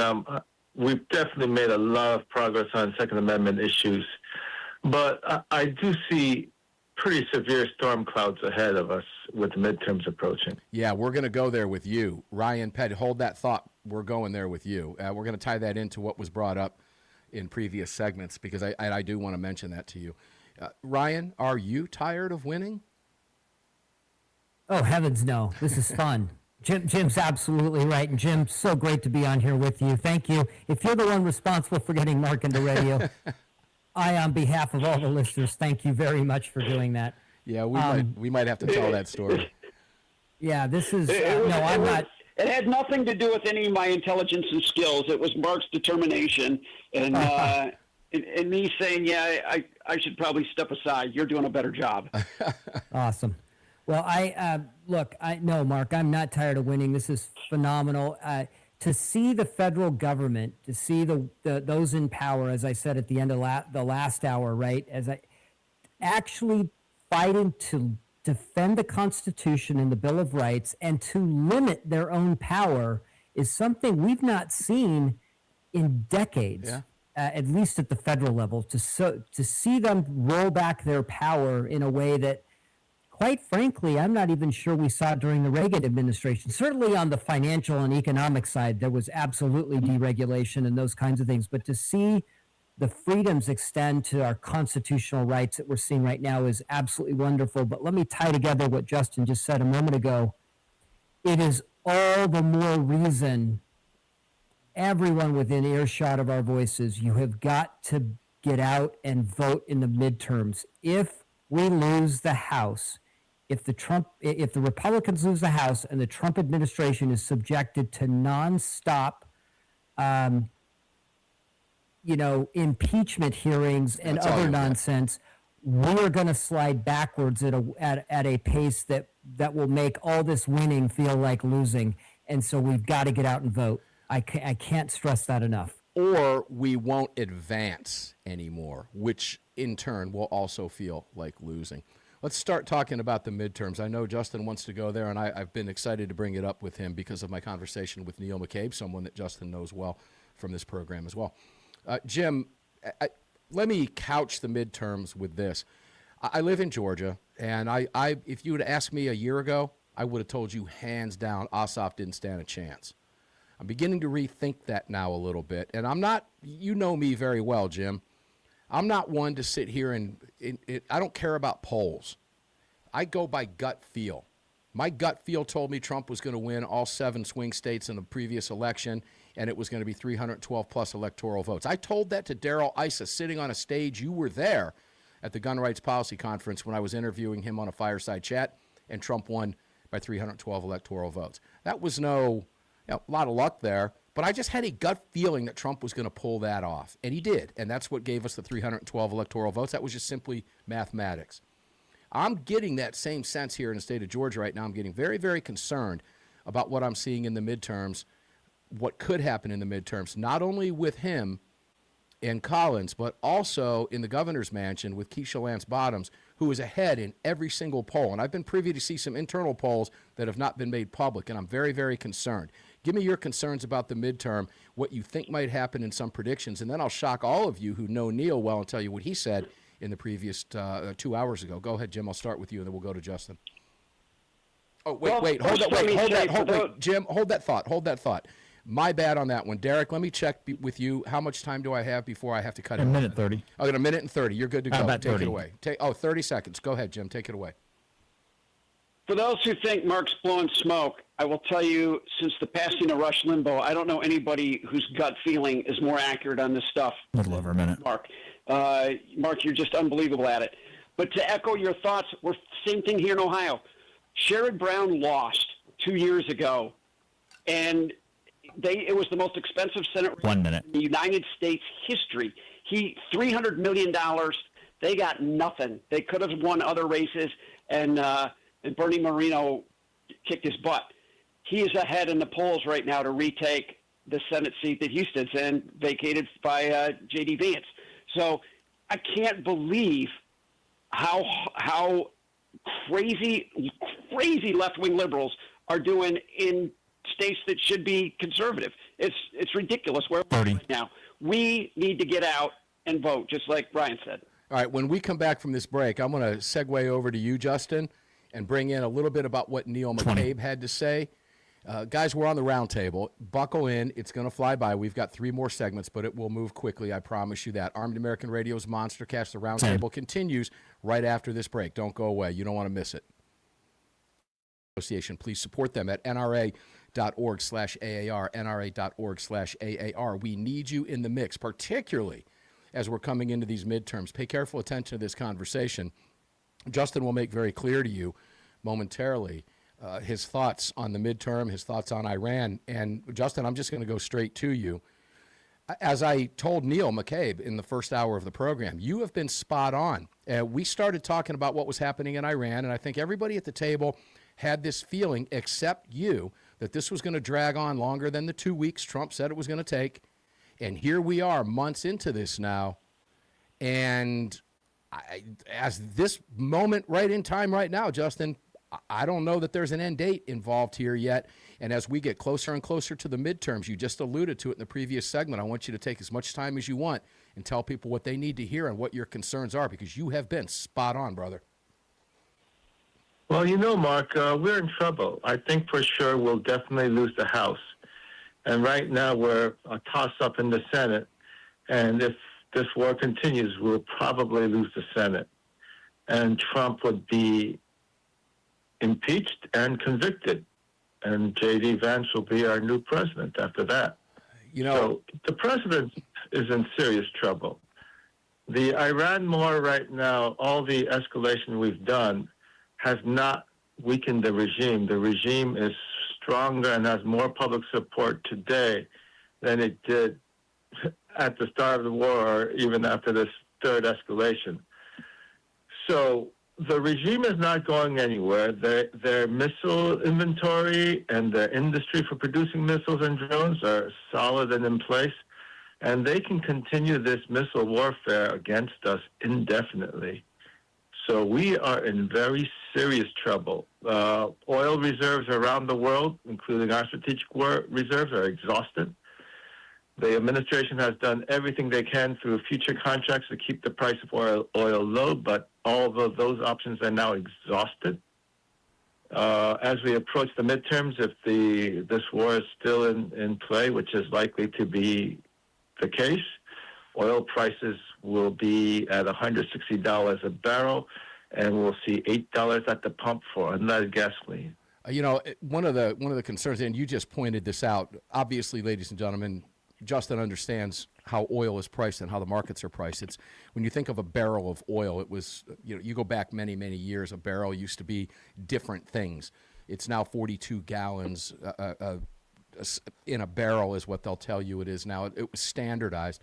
And when people are talking about the price of a barrel of oil, it's contract price for the barrel of oil, as you just heard Justin mention. That's how the markets look at it. You're talking Brent crude, West Texas Intermediate crude. These are markets that base these prices on the contract price using that benchmark of a barrel of oil. It's not really the physical barrel. But nonetheless, Justin, your concerns are well-founded because everything that you pointed out over the last few months when we've had this discussion has in fact come true. So, and we'll get back to you on this in a second. Let me take it over to Ryan real quick. Now, Ryan, were you listening to the first hour of the program? I'm just curious. I was, yep. Okay, you heard Neil McCabe when he was talking about the House. He said we would likely pick up 3 to 4 seats in the House and possibly the Senate as well. Now, Justin is echoing a very different concern relative to the House and the Senate. And I don't want to put words in Justin's mouth, and Justin, if I am, interrupt me, please. The mic is yours. All you've got to do is jump in. But what I'm hearing here is the Iran war itself, is if it drags out. Now, I don't believe Neil was talking lengthwise like Justin is if it continues to drag out. I think Neil might have been talking about, this will end and then this is what will happen. But you heard Justin's concern. I'd like to get your thoughts on that. I did, and I'm more optimistic than what I hear Justin saying. So look, my take is that if we were seeing a lot of casualties like we saw during the Iraq War, during Afghanistan, this war would be far less quote unquote popular than it is right now. I don't think it's actually the war that's unpopular. I do think Justin's 100% right about the cost of fuel. And we know American voters vote their pocketbooks. Yes, they do. And I know I drove to the fuel station the other day to get some diesel, and it's back over $5 a gallon. Now, that has a huge impact. I'm holding off a large purchase for my ranch right now of buying some more fuel because fuel prices are so high, and I keep thinking they're going to come down. But I've got to power my farm equipment, which runs on diesel. I've got to power my truck, which runs on diesel. Most of our food is delivered via diesel, and the trains run on diesel. So diesel in particular has a huge impact on the price of everything. And what I hear, part of what Justin arguing, and I agree with him 100%, these economic issues are things that hurt American, that can hurt us in the midterms. But let me tell you what I think is the real problem. We have seen representatives in Congress, both in the leadership on the House side and also the Senate, fail to act on the initiatives that Trump was put into office to get going forward, right? Let's talk about the Save America Act right now. Why isn't the Senate moving that through? If we're going to win the midterms, we have to have an enthusiastic base. An enthusiastic base means our elected officials need to be doing the things we sent them to Congress to do, and they're not doing those things. And that, in my view, is the more likely cause for low turnout and potentially problems in the midterms. Yeah, and there's something that you just mentioned, Jim. I'll take it to you and then back to Justin on this. Can't wait to hear this one because you said it without saying it, okay? What I'm talking about here, ladies and gentlemen, is the filibuster and nuking the filibuster. Trump went public yesterday again, telling the Republicans to nuke the filibuster because he said, and I quote him, the Democrats will do it on day one if they won the midterms. And if they do that, it's all bets off. Jim Irvine, your thoughts on that?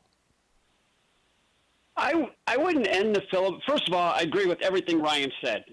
Hammer on the nail, exact. But I wouldn't end the filibuster. What I would do is I would call the vote. And if they want to filibuster, let them filibuster. But guess what?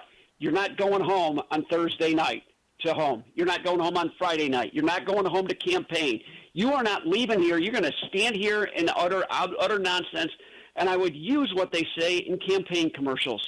And I would tie every single Democrat that hasn't disavowed the crazy Nazi up in Maine and Tlaib and Walt and all of these other criminal actor, horrible, awful people that are in the Democratic Party and are become the face of the Democratic Party. And I would play those quotes, and I'm like, that's my opponent. That is what my opponent wants and supports. I would do that in every race in the entire country and tie every Democrat running to the craziest nutcases that have become the Democratic Party today, because that is not where our country is. 30. All right, here's where I'm going to leave it and take it to Justin when we come back. Justin gets the benefit of the break here for this, because I'll tell you why I agree. While I do agree with what you said, I'll tell you why I do not believe it will never happen, and I think Justin will agree with me. So I'll use that as a teaser, because it's one thing that's keeping that Yeah, you know how I know it's... Welcome back inside the Carr Firearms Group studios with me, Justin Moon, CEO of Carr Arms. We're going to go right to you now, Justin. Here's my teaser. I'll just come right out and tell you this. I told Derek running the boards for us tonight at the network in Dallas with all the bells and whistles and buttons and switches and all the cool stuff going on down there. I said there's one thing stopping what Jim just said. Because, Jim, I agree with you, by the way. That's what should happen in a perfect world, but it won't. Here's why. Because absolutely zero Republicans in the Senate have any stones whatsoever. They will not do it. Justin, the mic is yours. Yeah, well, I think this is a bad time to get rid of the filibuster, considering that we have a good chance of losing both the House and the Senate. I mean, right now, I think the way the war has gone, basically the reserves out on the ocean have all been used up, and basically we're looking at, by election time, probably $8 at the pump. And I don't see how any president can win an election with $8 at the pump. It's just math, right? Well, yeah, math, but it's math that hits people's wallets, so you're spot on. I mean, California's already at 6 or 7. They're always there. Ryan, you were just talking about. No, guys, what does all this have to do with your guns? It has everything to do with your guns. That's why we talk about it, because a massive shift in the midterms changes everything that we've been talking about, particularly not just the last 18 years, but particularly the last 2.5 to 3 months, Ryan. It changes everything. We can't let off the gas. And what I am concerned with, let's go filibuster here briefly for a second. I would have never said nuke the filibuster. But Trump is right. The Democrats will. Do we have to consider that? Look, you know what happens if the Democrats nuke the filibuster? And thinking long-term into 2028, and they take the White House back and the filibuster's out because they wiped out the Senate? They're going to pack that court, do everything they want. They'll push this country to the brink of civil war, Ryan. Well, they absolutely will. And in fact, they already have. Look, I understand where President Trump's coming from and why he wants movement on this, because he's thinking longer term. If we can get the Save America Act through Congress, he'll sign it. We can clean up the elections and we can restore our republic over a number of generations. My concern is the one that you just expressed, and I think Justin did too. The Democrats, if they get a hold of the filibuster, will use it to do majority rule in the Senate. Will fundamentally change the Senate Forever. Forever. And I'm in Jim's camp. Look, we're on a slow march, and I've talked about this before. The left wants nothing more than to make this a majority rules pure democracy. That's where they want to head. That way they can disregard the Constitution. We see this. I mean, Mark, you've been talking about it all night. The courts, the lower courts, are literally rejecting or ignoring Supreme Court precedent and settled law, what they would call settled law, right? In any other context, they're ignoring it, and they want nothing more than to rule legislatively, ignore the courts, and to use executive power to tell you and me what to do. So getting rid of the filibuster, in my mind, is a step towards what they ultimately want. I'm scared of it. I don't think we should do it. But Jim is right. Start moving some things through Congress now, ladies and gentlemen. Otherwise, your base is not going to be enthusiastic, and we will lose the House and Senate because people won't get out and vote for you because they know you're not doing what we sent you to Washington to do. You are, to use the my cousin Vinny phrase, dead on, blank accurate with that assessment. You are correct. Jim, the concern, let's take it back to Second Amendment and stay focused on that for a moment. All of the historic wins we've had will go out the window instantly if the Democrats are successful and take all three, take both houses and House and Senate, and they take the White House. Everything. If they move to majority rule, which they will do and pack the court, life as you know it in this country is over. Over. And they will take your guns. They absolutely will take your guns. Go for it. Absolutely. I mean, they want to get rid of the Senate because that interferes with what they want to do. But first, you're darn right they're going to pack the courts. and they're going to pack it with judges who are just as crazy activist as the far left of the party, because that's who runs the show now. They will not care about anything about precedents. They won't care at all about the Constitution. If they did, we'd never even be having any of this discussion in the first place. I travel the world. I'm an airline pilot. You can vote in communism and socialism, but you can't vote it out. The only way to get rid of it is a war. And it's our children and grandchildren who would have to fight that war. That is how important this next election is. Justin, I mean, I can't think of anything better to throw at you than that. Take it away, what Jim just said. Well, I think Jim's right. I mean, we're in a situation where if they win all three branches, they're going to go full-blown commie. And then the American patriot will have a choice: either submit to slavery or fight. And we're at that point. It's so sad to say. I love this country, and the last thing I want to see is it tear itself apart. And it looks like we're getting there. Well, we keep, Ryan, we just said, ladies and gentlemen, for those of you who might not know, if you're new to this program, Justin Moon's family suffered through communism. His father was within hours of his death and was saved by MacArthur and Korea and everything else. It's a story we don't have time for right now, but we will at some point in the future, because his family understands this, as those of us born and raised here don't. His family gets it. You hear Quang Nguyen on this program, the shredder who fled Vietnam. His family gets it. Okay, these people lived through this. Justin's family lived through this. They know. When you hear AOC running her mouth, when you hear Bernie Sanders, and by the way, Bernie Sanders just put up some dopey post, Ryan, just today on X. What is it? Elon, I'm going from memory here. I don't have it in front of me. It was Elon Musk's wealth in 2012, 22 billion or 21 billion. Today, 712 billion, and he goes on to name a bunch of other billionaires, and at the bottom he puts the minimum wage across America, federal minimum wage, $7.35. Now, their base is too stupid to understand that those things are not correlated whatsoever, but it doesn't matter to them. That's why Bernie Sanders keeps putting this nonsense out. By the way, Bernie Sanders doesn't put his own multi-million-dollar net worth down there because they know they're playing to the lowest common stupid denominator. And sadly, that's why we have what we have in New York. It's why we have what we have in Minnesota and other communist bastions. And it's why AOC and the rest of these clowns get away with saying what they're saying and have the media all over them about it. Justin is right. It can happen here. Go ahead, Ryan. Angry Mark came out. I'll let you take us to the music. Oh, look, it's an ideology built on envy and jealousy. And what the left knows how to do very well is to make you feel envious of what somebody else has.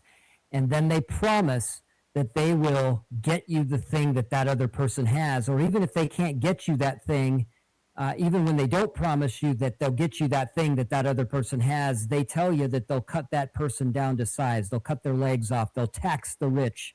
They'll take his wealth and redistribute it. And you can vote that in, as Jim says, but you can't vote it out. No, you have to fight your way out. We have been blessed, like any other civilization that's ever lived on the face of this earth. And if we let this go, our posterity will be in battle to get it back. Many people will die to restore the freedoms that we enjoy today. When we come back from the break, one more segment to go, ladies and gentlemen. Classic Armed American Radio Roundtable. Yeah, welcome back to the show, ladies and gentlemen. The final segment of Armed American Radio's Monstercast is now upon us. I told you, buckle in, it was going to fly right by, because it always does. I have to tell you to visit all of our great partners. Please, please, please visit them at armedamericanradio.com and support them, and many of you do, and I appreciate it. If you're new to the program, make sure to check them out. There's always something there for you. The Cove Pure Water Purifier, we've had a lot of interest in it, and a lot of you have picked it up. Thank you for that. It's a game changer at our house. I know it'll be a game changer at your house. Ryan, you're on camera. You have one at your house. That thing is a game changer, is it not? I love it. I grab some water before the start of every show. I mean, that thing is just incredible. We use it for the coffee maker and everything else. And guys, I had no idea My wife was all over that, man. She just loved it when I brought that thing to the house and I bought mine. But it's $250 off, and that's good. Well, at least for the next hour and 11 minutes, it's good for 5 days. And an hour and 11 minutes, it's going to be good for 4 days. That $250 off. So take advantage of that. It's covepure.com/AAR. All of our great partners can be found at armedamericanradio.com. Visit all of them, please, and support every single one of them. Who did I leave off with, Ryan? I'm sorry, I got to talking during the break. I left off with you. Let's go over to Jim Irvine. Jim, you heard that conversation we're having is very scary, okay? Very scary for a number of different reasons. But we're seeing it happen in real time in large cities across this country, particularly in New York, particularly coming from loudmouths like AOC and Bernie Sanders and the rest of these clowns. The left wing of the Democrat Party has taken them over to a point that there is no moderate part of the party anymore, Jim. And it's always the Democrats that want our guns. I want you to stress to people, again, the importance of what we're talking about. This is not fly-by-night. This is happening in real life right now in America. We can lose the whole shebang, bro. Well, Ryan said we are incredibly blessed to live here in the country that we have lived in for all of our lives. I agree with him.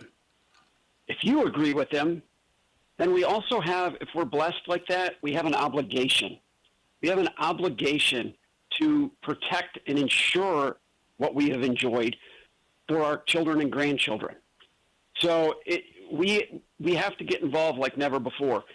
And that means, look, we've all got friends on the wrong side of this debate. We need to sit down with them. Don't yell at them, but we need to explain to them as friends how this goes. And if you want to be able to later on say, I told you so. But you can't do it if you don't have those polite conversations now and work with them. Most of them won't come with us, but we need some. We're within the realm of catching them and holding on to things, but we got to work like we have never worked before. And you're right. Look, Mark and I have actually argued over some of this stuff in the past because I ran a nonpartisan part for 25 years, and I always made sure we endorsed Democrats.